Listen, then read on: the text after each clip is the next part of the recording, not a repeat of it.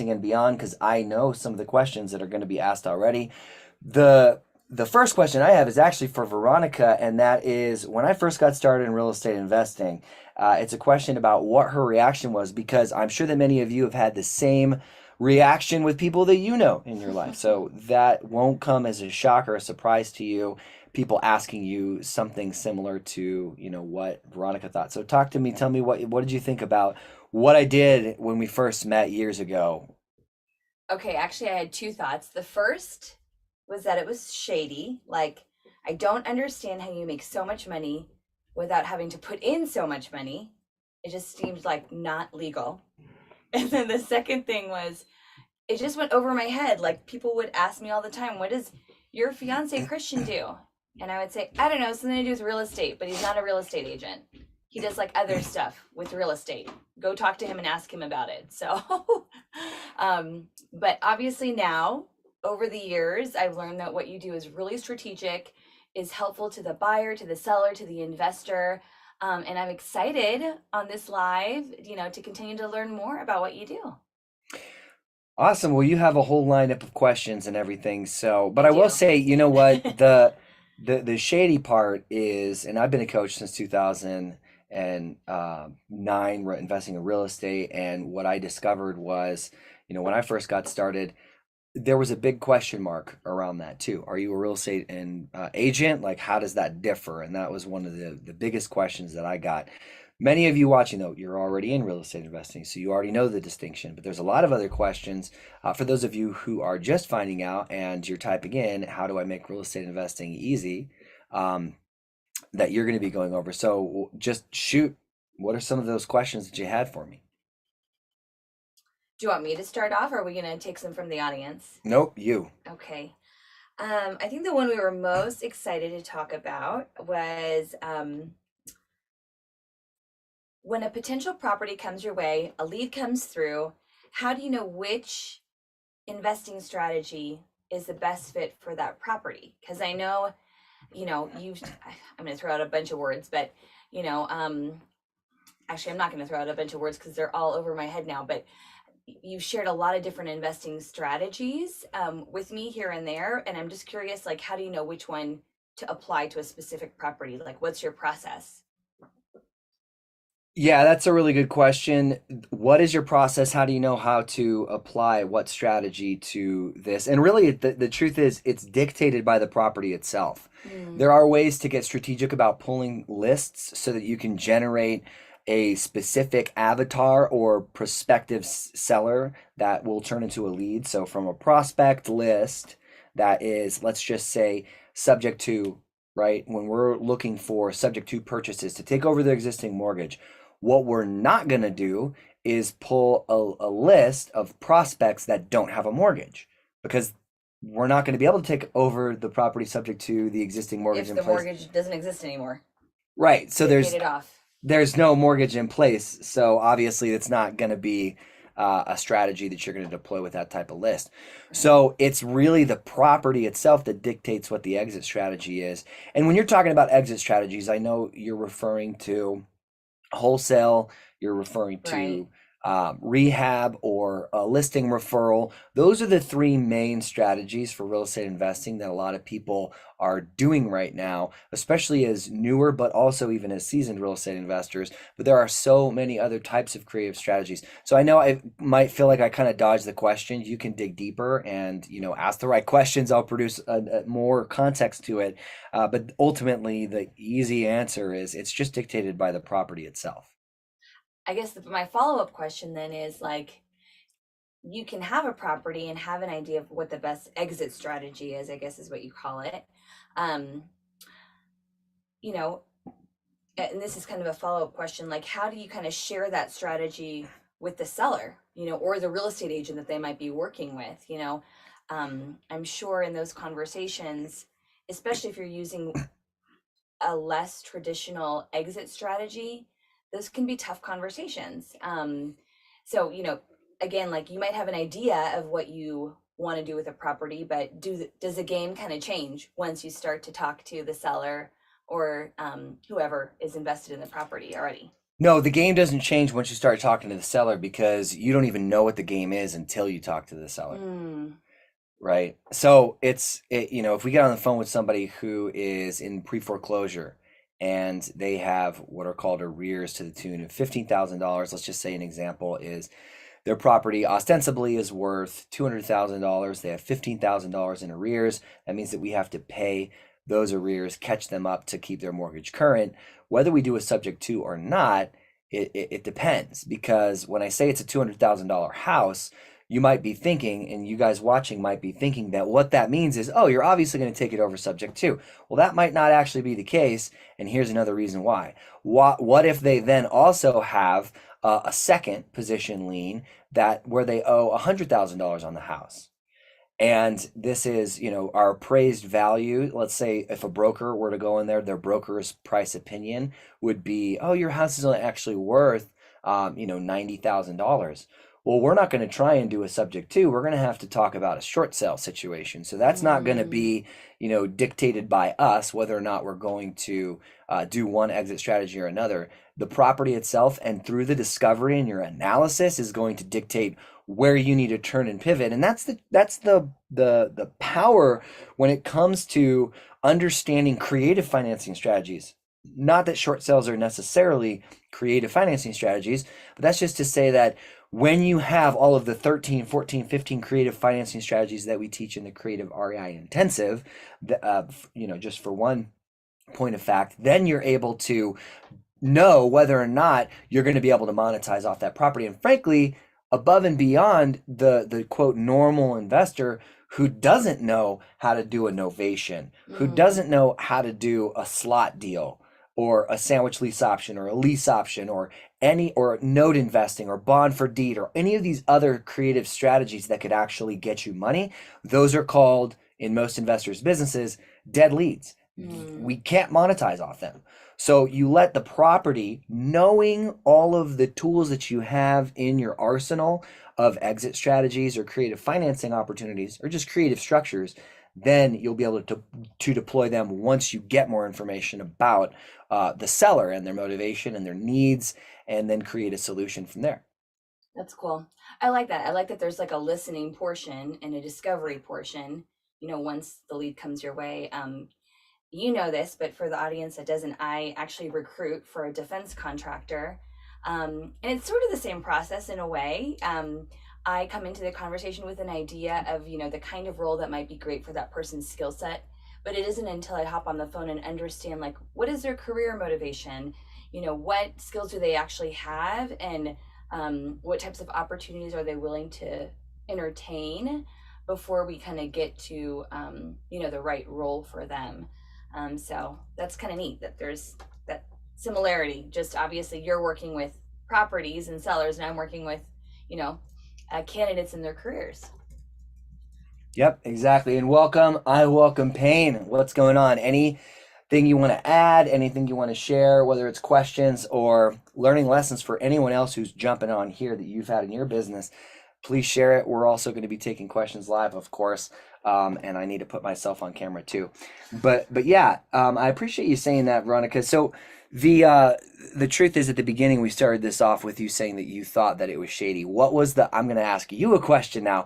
What was one of the, in terms of real estate investing, aha moments that you had through knowing me, discovery, whatever it was, that then you realized, hey, this isn't actually shady. My husband, well, fiance, boyfriend, whatever it was during that time, he's not actually stealing people's money or whatever. That's a really good question. I think the first like big aha moment for me in that journey was when you were starting to partner with people that I knew that you knew, friends that were looking for properties to invest in and just didn't know where to begin. And I like I mentioned, the part that was shady to me at first was like, how are you making all this money and not investing like our family's money into these deals and into these properties? And the answer was you were connecting these great leads with people that were looking to invest.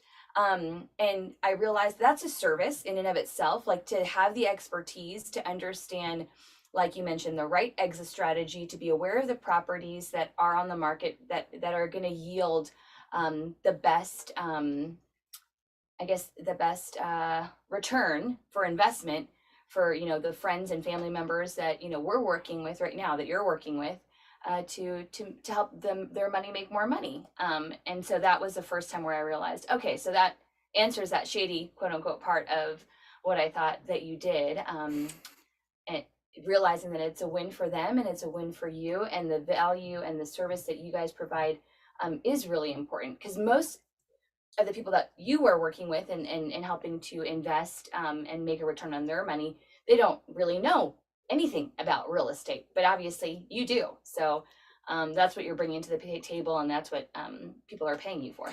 Right. Yeah, you're talking about private money lenders. So yeah, Yes. there are people. Actually, I just got off the phone with one of my friends for the last 30 years, and I feel really old saying that I have a friend that has been my friend for 30 years.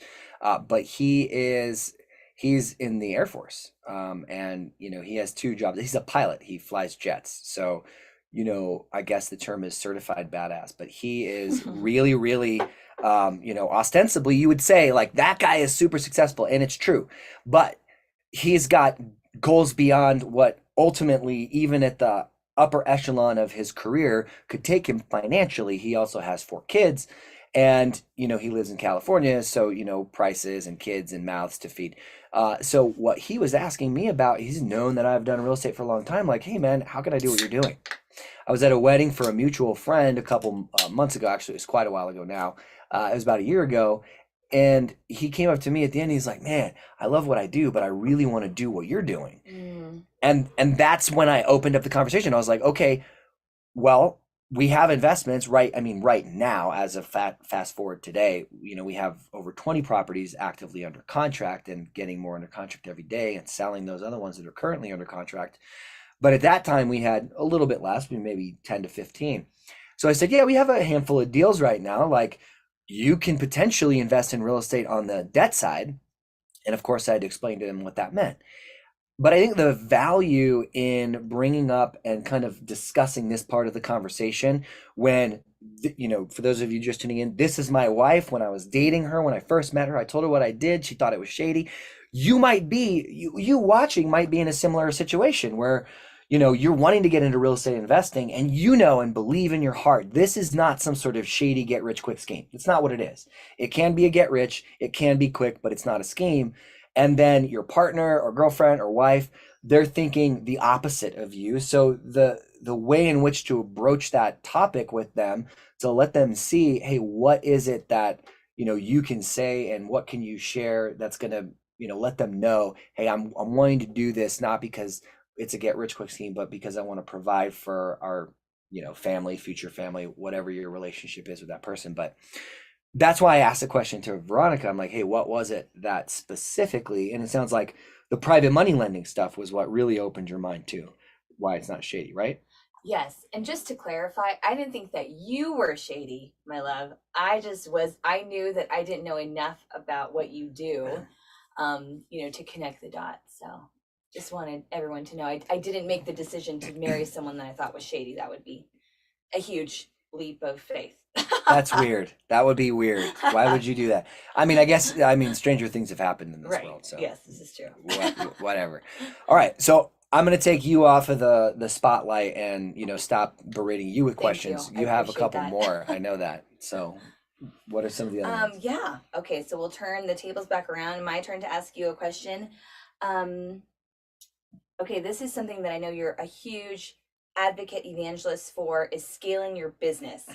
How do you know when it's time to scale, especially if you're a newer investor? And what are typically the first business activities that you start to outsource? Man, how do you know when it's time to scale? When it's time to make it easy, how do you know when? How do you know when it's time to make it easy? There you go. She said the thing on the shirt. Okay. How do you know when it's time to scale, and how do you know what positions to outsource first, basically, is the question, right? Yes. Okay. The truth is, it's going to depend on what your business goals are. So if you haven't set your business goals yet in terms of financial, deal volume, and all of that's going to be dictated market to market. But I'll tell you this, when you're in a position where your business is making money, you're doing deals, and you find yourself spending more time than if you were to have, like, a say, a 9 to 5, right? Being on the grind all the time, getting away from the grind. That's what we try to focus on as a result for what we're doing here, teaching, training, educating. Because you're on the grind all the time, your business owns you, you don't own your business. You guys know Michael Gerber, the E-Myth. He wrote that book. He wrote one specifically for real estate investing. And when he said, what you got to do to become an entrepreneur is not be managing your business, not be in your business being the technician, but that means you are able to remove yourself from your business and have it operate without you. That's what true entrepreneurialism is. So how do you know when you're ready to scale? When you're at a point where you're only perpetually the technician in your business. And I've talked about this a lot. And when you say evangelical about this, I guess that's an appropriate term. Because when you're showing up to work at a normal 9 to 5 job, you get off the clock at, say, 5, right? And you go home, and most of the time you're not taking it with you, and you're done. And you don't have to pay any payroll taxes, fees for being a business owner. You don't have to pay the state any of those LLC fees or S corp fees or any of that stuff, and you don't have any of that risk. On that side of being a business owner, you have all of that risk, and you're your employer, you're your employee. So all of that stuff can be super overwhelming, but it doesn't have to be. And when you know it's time to scale, you're going to be in a position where you are tired of trading more time for dollars. That's really the bottom line, because you can scale cheaply. You can have commission only sales reps. So that means that they only get paid for results. Yeah, and we actually have commission only sales reps as well, right? We have paid on staff people, but we have commission only sales reps. We have commission only setters, even for our real estate investing made easy business, because obviously, we have products and services that help other real estate investors make it easy, right? That's what's up. Awesome. That's really helpful to know. It's cool that it's not just like after 2 years or after 1 year. It's like you mentioned, it's a point in time where you're tired of trading time for dollars. And I love that you mentioned that you can scale cheaply, because I think most people, whether it's in real estate investing or just starting a business on your own, most people feel like, oh, I just have to do the work myself because hiring somebody out would be too costly and I can't afford it. So I appreciate you sharing, that part of scaling cheaply too. Yeah, when it comes to scaling cheaply, most people think that it even comes down to, like, oh, when you say cheaply, I'm sure what you're saying is I could hire a virtual assistant, like, remotely, whether it's in Pakistan or whether it's in the Philippines or somewhere else. And that's true. You can, sure, because of the exchange rate, right? But you can also, one thing that I would caution you against, because I haven't answered your question, what roles to outsource first, but Right. the truth is, when it comes to outsourcing or scaling your business, you do not want to, just for the sake of expediency in the scale, hire a partner, a business partner. Don't partner just because you think that's the fastest way for me to scale, because that's a big mistake that a lot of people make. Being a coach for a long time, I saw that happen time and time again, and I didn't partner with anybody for over a decade of working a 9 to 5 job because I loved it. It was a coach, as a real estate investor. That's what I was doing. And then also flipping houses, right? To practice what I preach. But at the end of the day, like, I saw too many newer investors, they partnered with the wrong person and everything fell apart. And it's like a marriage. You don't want to marry the wrong person. Right. I mean, I didn't. That's my wife, so getting brownie points. No, but that's a good question. And then I'm just curious, because I know I'm going to answer the what to scale first. I love your takeaways and your bottom lines. What do you get out from that? Like, what is your biggest takeaway from that? The biggest takeaway about the roles to outsource first, or about the first part of the question about All of it. I mean, I think I shared basically my biggest takeaway, which is, it's time to scale when you're tired of trading time for dollars. And I will say this, what came to mind kind of, this is less of a bottom line and more of an observation is, obviously I'm your wife and I've seen you over the past, few years of our marriage continue to grow your business.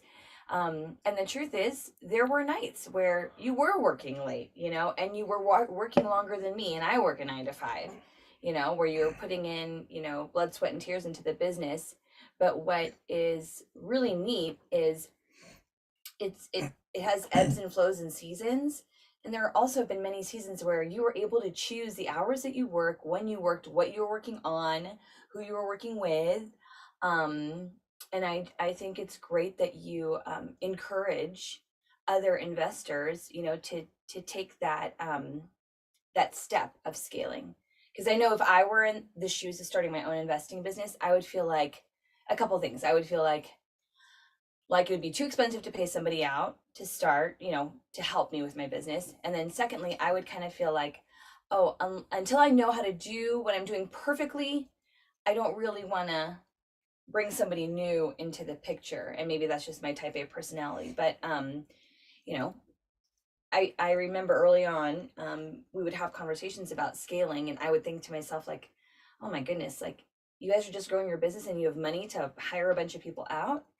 And for you, it was just like once you learn how to do it, that's time to teach somebody else how to do it and move on to the next thing. So that's something that I learned just through observation of you. I'm really glad that you said that, because that's something that I forgot to mention. You're right. And in action, in past, in history, you saw that happen in with me. Once you learn how to do something, if it's a minimum wage activity, that's how you know to let that go. So when it comes to what roles to outsource first, like, and we have guys, how to hire virtualassistants.com, the VA hiring masterclass.com, all these sites or whatever, you guys can get more information about how to scale your business and all that stuff with employees, because we have those systems. But just the cut to the chase here, when you're going to hire somebody and outsource that portion of your business, you should know how to do it first. You should Mm. have not necessarily a mastery. And one big failure spot is make sure that you're not worried or too concerned about them doing it as good as you, because they don't need to do it as good as you. They only need to do it 70 to 80% as good as you. Mm. And I'm sure you've had situations where perhaps there are people that are able to do it even better than you did because they're investing a lot more time and energy and effort into learning the craft. And I mean, I can imagine that's when you have an all-star team, is when you got those specialists and technicians that are doing those things. They're focused, on those pieces, and they're doing them really, really well. Yeah, that's true. So you got another question for me? Okay, let's change it up because we talked a little bit about, your personal business and scaling it. A question that I have had since recently, since you've been investing all over the country, is like, how do you start investing in renting out properties that are outside of your direct area? And what relationships in those areas do you need to have in place, if any? For the most part, you always need the same relationships in whatever area that you're investing, because you're going to be transacting real estate. So you need a title company, escrow company, or an attorney if you're an attorney state that closes with attorneys as opposed to escrow or title. And you're going to need relationships with agents. You're going to need relationships with other investors who are rehabbing properties or buying and holding them. If you're going to wholesale, that is buyers. Also, just to open the door to everyone else that I mentioned, because, ultimately, birds of a feather flock together. They're in the industry. But here's the thing, the how to, right? Did you ask more along the lines of like, how am I going to actually determine and know what market to invest in? Because we invest all over the country. That's another layer of that question, Yeah. but my initial question was just like, how do you get started? Like, Yeah. let's say I'm we live in Prescott, Arizona. Let's say I'm investing in properties in Arizona, and I've heard, friends and family live in Texas, and there's a great opportunity out there, and I want to get started investing in properties in Texas. Just when I was asking, how do you even do that? I How do you love wrap it. your brain around that? I love it. So virtually investing, how do you come right out of the gate not knowing anything and virtually investing in real estate? Dude, that is such a good question. I would do this. I'm just going to show you. Can I just show you Yeah, that how to would be do that? awesome. All right, I'm going to show you. You go on to, and I'm going to do this, but I hope I know the login because my team, we're talking about scale here. Okay. You go to privy.com or privy, I think it's Get Privy Now. Okay, get privy now. Let me just, I know I'm just getprivynow.com. I think that's what it is. And then when you're inside of Privy, obviously you want to log in. Hopefully I know what I'm, okay, good. I know what I'm doing. Oh my goodness. They changed the They password changed the password because on we're you. scaling our team. Hold on a second. So let me walk you guys through this. Go to Privy, look at where the investor activity is. Say, so Veronica, your example was, hey, I got friends in Texas. They said it's a hot market. I want to get into investing in real estate. I'm going to do it virtually. I live in Arizona. That's the Right. That is context. the question. Get Privy, and I'll leave a link Okay. to an affiliate if you guys want to support the channel in our, later in there. But either way, get Privy, and then you can research your investor competition. And really, regarding your competition is your biggest asset is what I would recommend you do, because at the end of the day, like, you need them just as much as they need you. You'll be able to see transaction history like from a 5,000-foot overview all the way down to literally street to street to street. What properties are being bought and sold, flipped by investors specifically. So search by Mm, investor activity, and that way you'll be able to actually know, well, what market in that is this area smart. should I be investing in? Because that's where your buyers are, especially if you're starting a wholesale. You're following the dollars. That's right. There's a money trail. That's what you're saying right now. Yeah. There's a money trail. Good, good. I love it. So short of showing you guys, we have a whole lot of privy training, and we go over this exact topic on the channel, Real Estate Investing Made Easy. So one of the playlists is all about privy. Check that out. I was going to show you, but my team changed the password because I don't know. You're talking about stepping out of your business, removing yourself from the daily grind. I'm Real Estate Investing Made Easy, right? My business, real estate investing business, is basically on autopilot in terms of what I do. So my business partner, though, he's scaling himself. He's at a kind of a position where I am with that, and we have a team that's growing every day. So That's awesome. really good question. Really good question. Thanks for that. So what's your next question? Okay, my next question. Okay, you kind of touched on that. Um, what are the best markets to be virtually investing in right now? You're funny. What? I'm just recycling the question you asked because I'm curious about it. What are the best markets to be virtually investing in? Yes. It depends on your strategy. What are you doing? You're going to wholesale? You're going to buy and hold? You're going to fix and flip?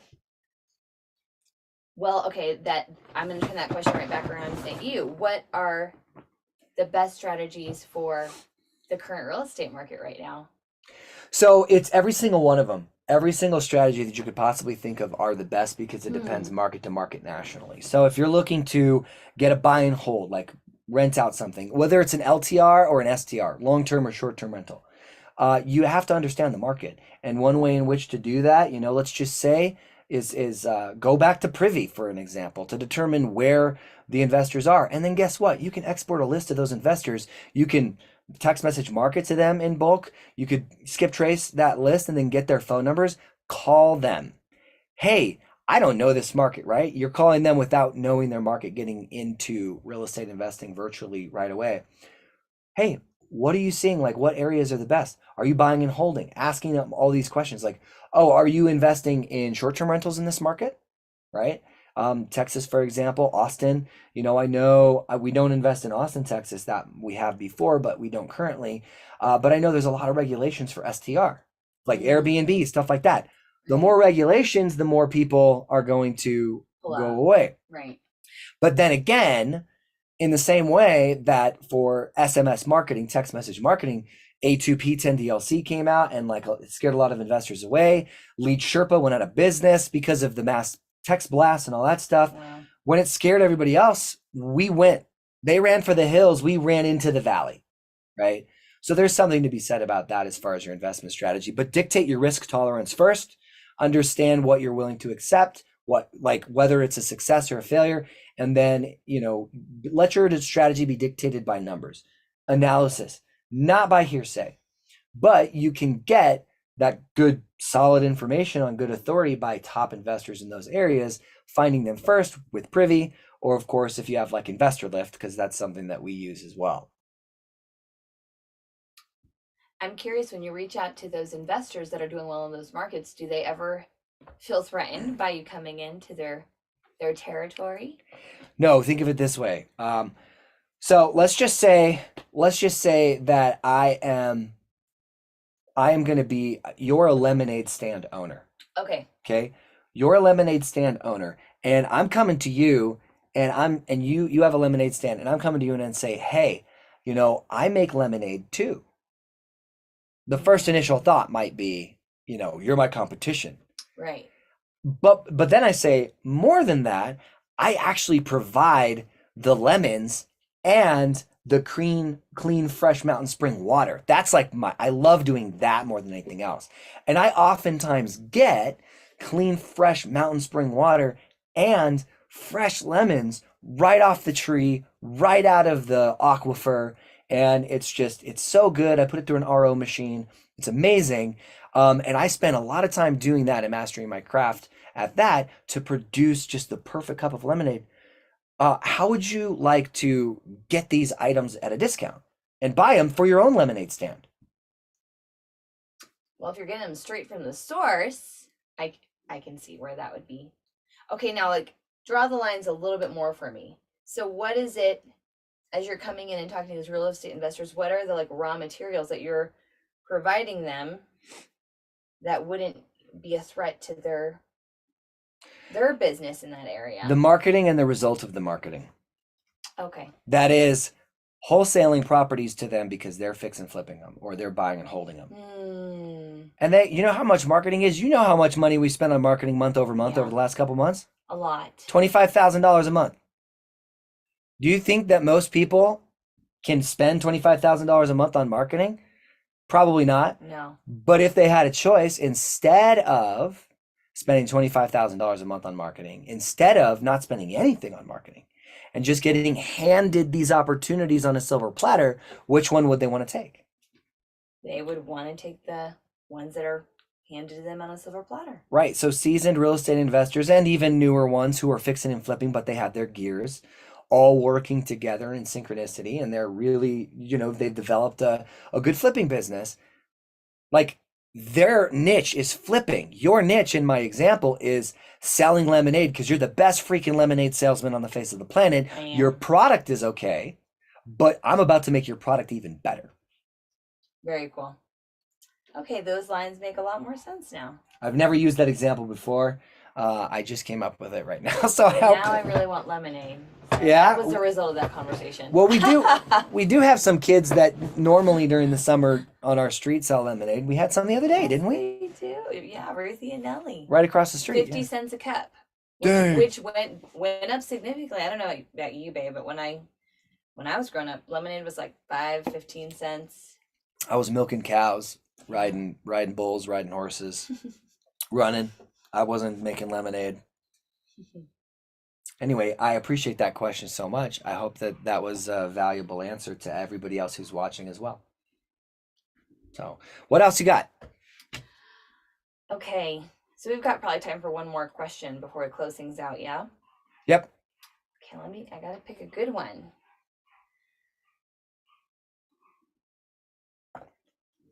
You guys were taking questions live too, so go ahead and throw them in there. If there's a question from the audience, definitely take that one on.